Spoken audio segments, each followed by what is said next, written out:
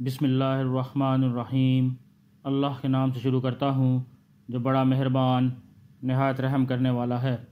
سورہ بقرہ آیت نمبر 42۔ وَلَا تَلْبِسُوا الْحَقَّ بِالْبَاطِلِ وَتَكْتُمُوا الْحَقَّ وَأَنْتُمْ تَعْلَمُونَ، اور حق کو باطل کے ساتھ گڈمڈ نہ کرو اور نہ حق بات کو چھپاؤ، بلکہ اصل حقیقت تم اچھی طرح جانتے ہو۔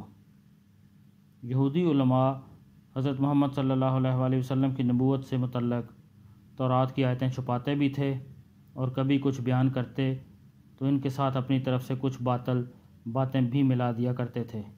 مثلا اپنے پیروکاروں سے کہتے کہ محمد نبی صلی اللہ علیہ وسلم تو ہیں لیکن ہمارے لیے نہیں بلکہ دوسروں کے لیے ہیں۔